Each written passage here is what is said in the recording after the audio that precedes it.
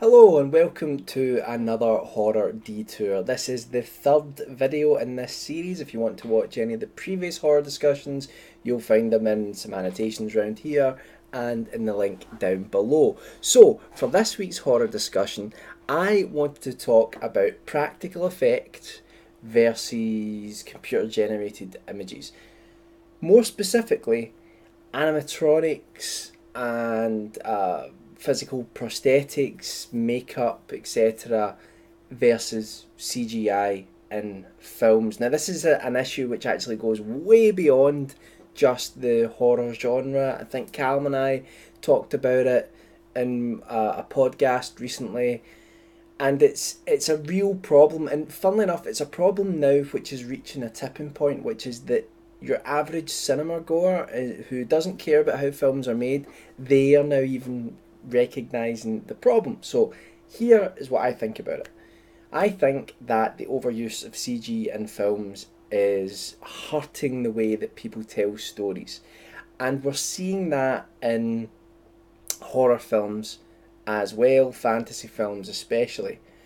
A great example of it is The Hobbit, which the Hobbit films, rather, the three of them, which was done, that seemed to be almost exclusively in CG, and the original Lord of the Rings trilogy, which Peter Jackson had made years earlier, which had a great mix of CG when it was needed and practical effects, model building. All the orcs and goblins were in prosthetic makeup, they weren't CG. All that sort of stuff lended a level of believability to the films. Now, when some people say to me, "Oh, well, CG is much better. You can do a lot more with it." Well, that's true to a degree. You could create huge monstrosities in horror genre. You could create things which wouldn't really be doable from a practical standpoint. That is true, and that's why it is a great tool. However, I always say to people, look, if you look at the work by people like Stan Winston, Rick Baker, and Rob Bottin throughout the 1980s, you really get to see what can be achieved using practical effects in a horror film. So, a film which terrified me as a kid was The Howling, and that there aren't many good werewolf films, unfortunately, and we'll probably talk about that in another horror detour later on. But The Howling is one of those films which is very, very good. It's not quite up there with American Werewolf in London and that sort of thing, but it has some really great moments in it. It actually makes werewolves really frightening, and the practical effects for the transformations are fantastic. They're really great. Um, they were done by Rob Bottin. And what I love about those effects in The Howling is I love the fact that you have a lot of the werewolves like sort of standing up on or being bipedal, standing on 2 feet, and we get to see that as well in films like Dog Soldiers again, which use some really simple effects years later to make some quite convincing werewolves. The most striking effects obviously are in American Werewolf in London, which Rick Baker worked on. The transformation scene in that film is quite astonishing. The use of latex, the use of bladders under the latex to make the skin pulse and change, and then to use animatronics and completely crafted animatronics, mobile statues, that sort of thing. And they really make this werewolf terrifying in American Werewolf in London. I used to have nightmares about that movie. Um, but it really shows you how effective it can be. Now, do some of these things look fake? Yes, they do, right? And it's a weird thing because if you try to do some of those transformation effects with CG, you might make certain things look more realistic. However, there is something about filming a an object that is actually there in front of the camera which has a level of believability to it, even if as a cinema goer you know that someone made that, your brain, I think, is tricked into feeling a level of realism that it's a real thing in the world. A lot of CG doesn't have that weight.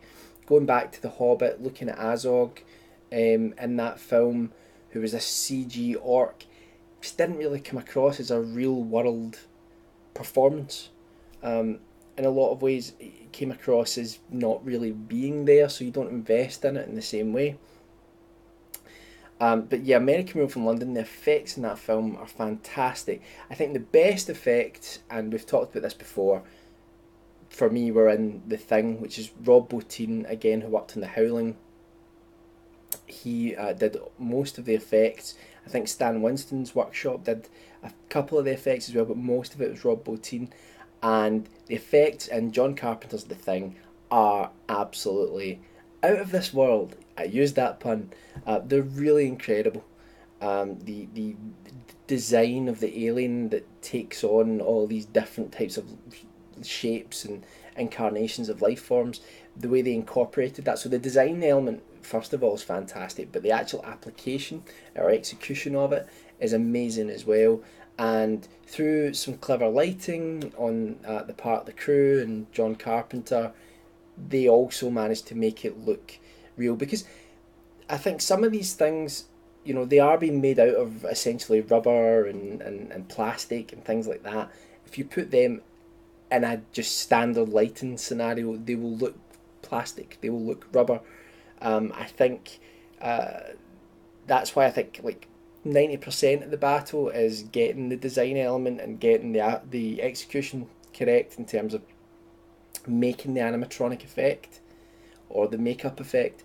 But then the last 10% is crucial because that's what the director and the director of photography does, and they sort out how it's going to be shot to emphasise how real it actually is. Incidentally, Stan Winston made some fantastic animatronics in a horror film, which was Pumpkinhead. It's a great design. I think it's the only film he directed, actually.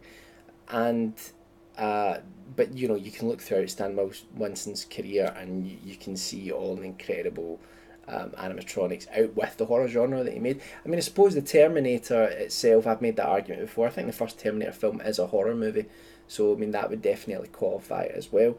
My point is that when you look at those three guys, their work, Rick Baker, Rob Bottin and Stan Winston, I keep going to say Stan Wilson for some reason. I think it's because the other day I had a watermelon and I picked up at the supermarket and I was making jokes to my fiance about, you know, Wilson from the film Castaway, the ball that he talks to.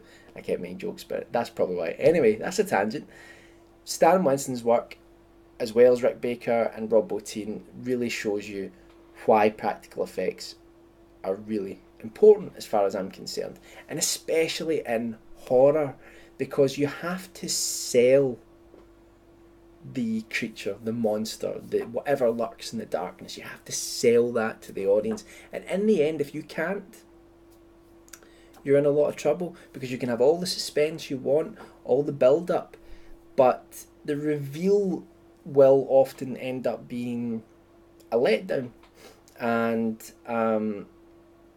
when they get it right, something like Alien, for example, and even then Ridley Scott says there's a shot at the end where he stands up and it looks like a human for a second rather than the alien creature that they've been shooting. So there are inherent problems with doing physical effects, but in the end they still, to me, they're still better than CG. Will CG end up being better than practical effects eventually?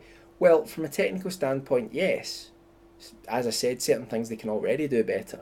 However, I think it also aids the creative process for directors and visual effects artists and people, well, visual effects creators to practical effects. I'm getting all mixed up. Practical effects. When they are working on these things in an actual practical real environment on a soundstage somewhere, there is an organic process to the creative process, and they can come up with ideas, put the camera where they want it, and come up with ideas around this thing, Whereas I think a lot of time when you're shooting in front of a green screen, you don't really get that. So that's the point I wanted to make, is that I feel if you can do it in camera, you should do it in camera, because it will look better a lot of the time. It will bring the audience from a psychological level into the realism of what you're trying to show them, and it will also aid the creative process. And this applies to more than just horror, but I think especially when you have a horror film that is going to have a monster or a creature in it that you're going to have to reveal at some point, you want that to come across as a real terrifying thing. A lot of the time, less is more, which is to do with how you shoot it, but it's still, in the end, if it's a practical effect, I think you've got a better chance of pulling it off. So what do you all think? Do you think I'm just getting old and can't handle the changes coming my way? Or do you agree that practical effects, especially when it comes to horror, are superior when in the right hands? Because I have watched some films with some awful practical effects, but then I've also seen some films with some terrible CG as well. It's applicable to both. And I do just want to finish on this. I'm not saying that CG is not important and it's not a good tool for filmmakers to make really frightening films. It is. But I'm just saying it should be used in the right context and not just used for everything. Because if you do just use it for everything, I think that becomes either lazy filmmaking, or eventually you think, why didn't you just make an animated film? So what do you all think? Do you think practical effects rule the day, or are you quite happy with the way everything is becoming CG at the moment? And how do you feel it impacts the horror genre? This video has been way longer than I intended, so I am going to go. Please do follow us on Facebook, subscribe to the channel, follow me on Twitter, links to my books are down there, all that good stuff. And I will see you in an upcoming video. Stay creepy.